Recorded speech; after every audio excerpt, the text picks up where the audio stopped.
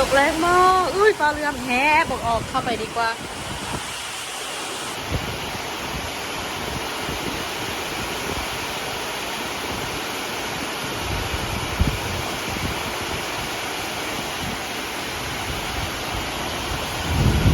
ดีสบายดีตอนเช้าเด้อทุกคนเนาะห้ากะกินเนาะอย่างออกบางย้อยเม็ดปักย่างอากาศเย็นเลยมันอากาศดีพวกมีหน้าบริกีจานคนเนาะเขาเอาเข้ามาส่งพอสมศักดิ์พอส่งศักดิ์เพราะว่าพอสมศักดิ์บริออกไปทุกคนเนาะมานอนกีจานแต่เมื่อคืนนี้พูนส่วนไม่คุณก็คือกับไทเกอร์พาไทเกอร์ไปวันครูเนาะเพราะว่าวันครูที่7 ตุลาข้องลาวทุกคนเนาะทั่วประเทศเลยแต่ว่าส่วนไล่ของเหียนเขาจะจัดแบบจัดแบบคนละวันที่กันจังสินะแต่ว่าวันคุยนี่ก็คือ7 ตุลาวันนี้วันที่3มันจะแปลว่าคือว่าไปจัดไว้แทนก็คือเขาจะแบบก็จะเปิดของเหียนใหม่ได้นะเขาจะเปิดมัธยมเนี่ยขนาดแล้วเขาจะก็เลยว่าจัดขึ้นนั่นพร้อมทุกคนเบิ่งจะสุดท้ายทุกคนมาเบิ่งนะเนาะมือน้ำท่วมมันเห่าบ่ได้มาทุกคนเพราะว่าทางมันมาบ่ได้ทางอันมีน้ำว่าสิเข้ามานะทางท่านพร้อมสักว่าน้ำท่วมมืดคำสิมาต้องได้ย่างมันแต่ทางนั้นพูนองนาก็เลยว่าครูบรรยุ่งยากเลยก็เลยว่าบ่ได้ย่างเข้ามาทุกคนอุ้ย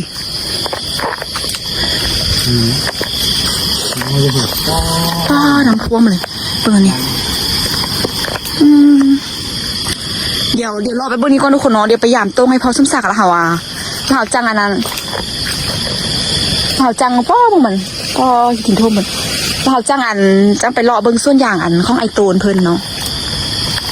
อักซิดามีอยู่บ่ต้นซิดาตัวนี้หักเลยมึงแม่ป้อคนวันน้ำแห้งทุกคนต้นซิดาจนหักอันนี้มันลงได้2 มือแล้วเนาะเพราะว่ามันท่วมก็คือวันที่1ทุกคนวันนี้วันที่3แล้วก็พี่ปวดเกือบใหญ่อีพ่อแม่นก็ปวดอย่างน้อยนะแม่นดูปวดอย่างน้อยพอสมศักดิ์ปิวเมื่อดูขดเพราะว่าน้ำมันท่วมมาแห้งเด้มันพัดเอานั้นไม้มานะบางหัวก็เจ้าทุกคนล้มหมดเลยนอพี่ลึกเนาะคุณแม่ไม้ปะขยับพัดมาได้เลยอย่างหักเลยเห็นบอกอย่างหักอย่างหักเลยก็อย่างเฮาดีแล้วมันบ่หักเพิ่นเนาะบ่เป็นเด้อใครจะอย่างบ่หักหักจริงเนาะยายแม่นอันน้ำนี่มันพัดมาบ่ฮอที่ป้าบางคนไม้มาจะแซ่กับบ่หูปะขยับที่พายุบัวลอยแล้วบ่พายุบัวลอยเส้นทุกคนยังพายุมัดหมู่สิเข้ามาอีกที่6ที่7นี่ไปบ่เห็นบ่ได้มาที่นั่นเนาะพี่ลึกเนาะไม่ปะขยับพัดเข้ามาเซ้ยน่ะคณะเฮาจะนี่เขาไม่จำปีทุกคนเบิ่งอันที่ต้มหาเยียบจนว่าพุ่นน่ะเกือบหอนูเข้าป้อคักให้ไม้นี่นะนี่เป็นอย่างหักไว้ไม้ไม่ยังเพิ่นนี่นะไม่อยากให้นี่ก็ไม้ทุกคนไม่ติดเป็ดนี่มันคือพัดมาได้เนาะชื่อว่าแห้งสมควรเลยทุกคนขนำพัดไม้มาป่านนี้นะพวกไม้จะมาหัวปีนเลยถ้าแม่เลยอันนี้หอยไม้เข้ามาถ้าบางอย่างก็จะหักทบหมดเลยมันกุกอย่างแปะเลยเนาะน้ำพุเข้ามานะว่าประมาณทุกคนอันนี้ท่วมมาเลยนะนี่นะนี่เบื้องเลยว่าความขึ้นสูงหรือบ่สูงนะพุ่นนะถ้าขันมาลงไม้รี่มันก็ได้ลอยไปเล่นพุ่นเนาะท่วมหัวไปเลยเนาะตายเลยสู้แห้งทุกคนเลยพายุบัวลอยเฮ็ดเส้นคักขนาดเลยท่วมบ้านท่วมเมืองมดรองศาสตร์คนบ่ท่วมมา10 กว่าปีนะเคยท่วมมา10 กว่าปีล่างมาปีนี้ปุ๊บพายุบัวลอยเฮ็ดทุกภาคส่วนเลยทุกคนเนาะทุกยุลาวนี่ก็แบบไล่แข้งเลยที่ว่าน้ำท่วมนั่นแหละกะ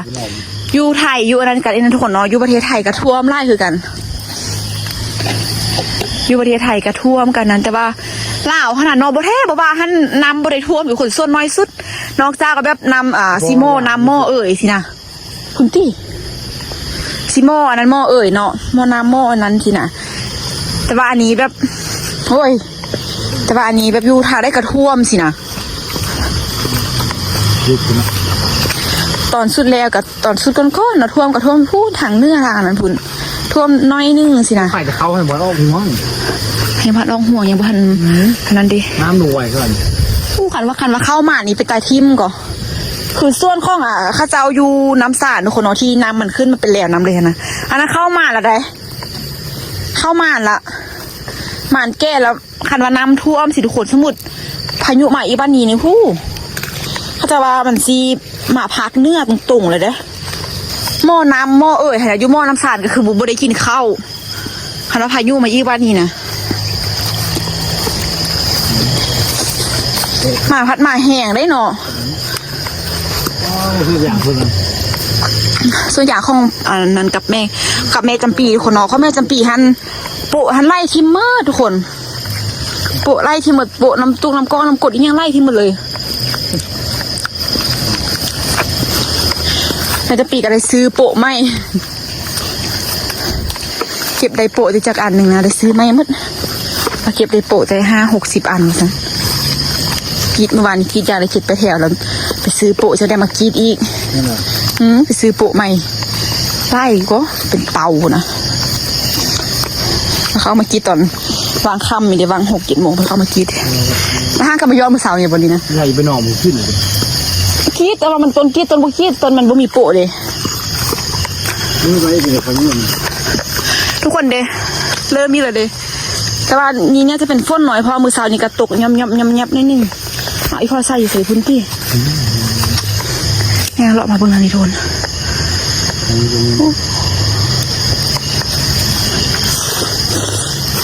ตะยาเนาะตัวมัน อ๋อคืออย่างแบบนี้ ตัวมันไม่อยากไม่ปีนะเขายังมาคิดต้นขนาดจนเกือบเพียงอันนั้นเลย ที่เป็นเสียงนี้ คิดเมื่อคืนนี้ถ้ามาย่อมมือเสานี่ นั่นน่ะ ป่าเลยก็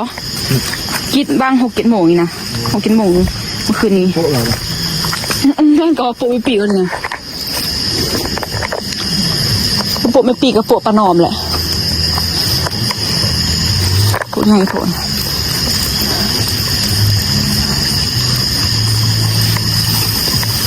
โอ้ยอู้เขาไม่ได้กับชิลายเนาะปีนี้เนาะชิลายขนาดทุกคนเขานี่นะทำบิดเขี้ยวงามอุ้ยบิดเขี้ยวงามขนาดยานขนาดคนคิดทางเบ็ดอะไรนะ อีกพวกห้างขึ้นมาพวกห้าง บ่มีหรอกไอ้พวกหางสิพุ่นตี้ มันมีไม่ถึง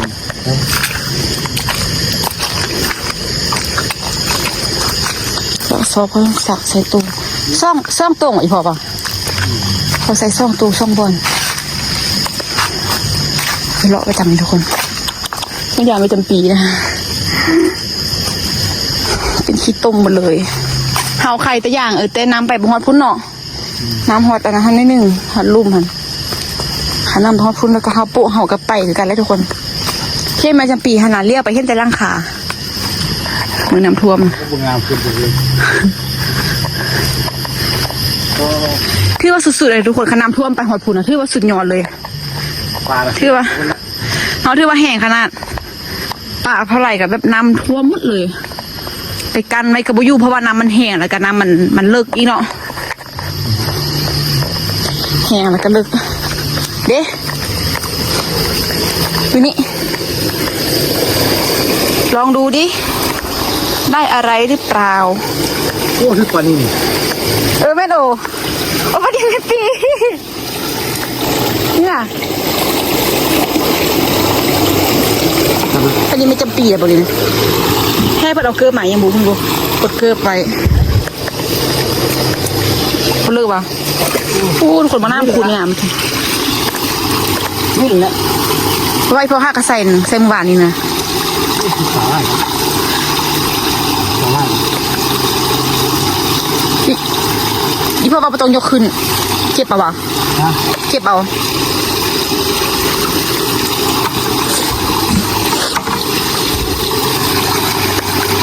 คือปลาไล่เนาะ ปลาดุกเลยไม่ก้อน ใช่ไหมปลาออกนอกไม่ปีคนออกไล่เลยปลาดินปลานันแท้ ปลาดุกต้องปีเลย ปลาดินปลาดุกขนาดออกนอกไม่ปีไล่เลยซ่อง3 เถื่อนเราจะนำท่วมมันเนาะปลาออกตลอด เอามา เอาออกบาดนะ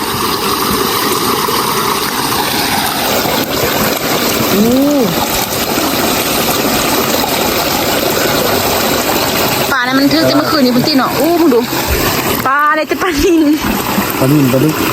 ปลาดุกเป็นเม่นเลยเว้ยตัวมันเยอะ มันเบ่งราวทิมไหมทิมบอกเม่นแห้งวะ นะ โอ้เม่นตี ปลาชีละปี แต่ว่าตามนคุ้นหมดละผู้ป่านี่ก็ได้ป้าถึงป่าปลากระไรเนาะต้องเดียวได้ทุกคนนี่นะป่าน่องไอ้ปลาดุกน้อยก็แม่แน่เพราะมันจำปีมันไปซ้อนมันมาปล่อยใส่กับคุณคิดไปนะอ๋อปลาดุกปลากระไรมีตรงนึงอยู่ใช่ป่ะห่างพุ่นป่ะพอใส่ซ่องอันน้ำมันมาแห้งแล้วพอเนาะใส่ปลากระไรเราเล่นทุกคนนี่นะไปกินปลาแล้วนี่อันโยนเข้าว่าเข้าไม่ปีไหมโปะนะ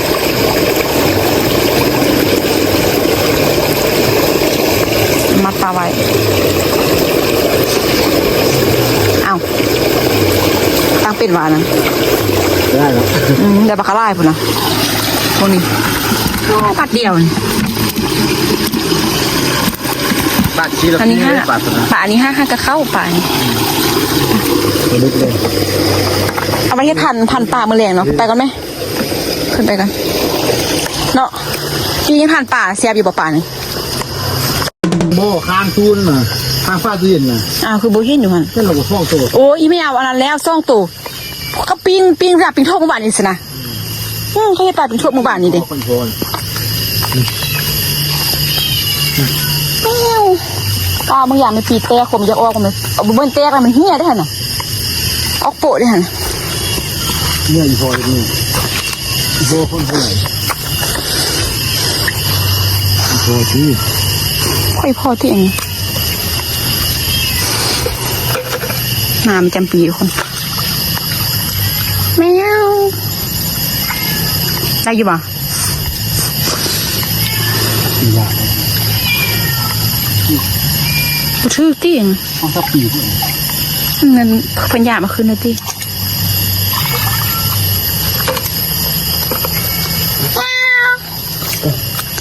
โอ้พี่เลยเนาะอ่ะเป็นยังต่อเบิ่งส่วนอย่างของพี่ธันวาเขากับอันพวกไม่หนากายอย่างโอ้เอาก่อนเปื้อนให้เปื้อนว่ากายอย่างไว้นะทุกคนเปื้อนมืดเอือนตัวตายตัวลมยังได้ก็มีใครจะเห่ากาแบบโดนแบบหามันติดนะเพื่อนเนาะขนาด5 กาแบบเอาไป5 กับไปปักไปกามานี่โอ้ได้ทีมอีลี่กับทุกคนเมื่อยแล้วล่ะโทษยังไล่โทษยังกับบไรทุกคนเนาะภัยธรรมศาสตร์เป็นภัยธรรมศาสตร์ขึ้นไปมาเสียหายหลายภาคส่วนเลยเมาน้ำปลาซ่ายังกับอยู่ป่าเนาะอยู่บ้านอยู่เมืองกันอย่างน้ำท่วมทุกคนอย่างว่าฝนตกแบบเนาะ3-4 มือติดเนาะมืดคืนบ่ท่วมกับบกสร้างสิว่าเลยทุกคนเลยต่อเฮงเนาะ ก็ตัวใหญ่ตัวหักไล่ หักไล่พอวะนะพอนาเบิ่งคุณหักเบิดต้นใหญ่ๆนะหักแล้วแบบมันที่มันสูงขึ้นแล้วค่ะนะ ไหลอย่างตัวไม้เข้ามานี่ทุกคนว่าสิเป็นยังได้ค่ะพายุตัวไม้พายุมัดโม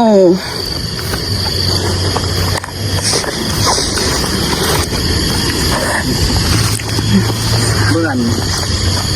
บางหัวบางพ่อบักทั่วไปคูณกินได้ยังวะจะเป็นเสียหมดเลยพ่อไม่อย่างนะโอ้นั่นอีพ่อมาตัดทิมเตียน โบฟ้องอันโบห้างนี่ที่ พอตัดไปออกบางอย่างอยู่ที่ลายเลยพ่อเนาะอย่างกานี่น่ะกระเดี่ยวงามทุกคนเบิ่งน้ำพัดมาแล้วพ่อเนาะที่ลายเลยใหญ่ตัวหักเด้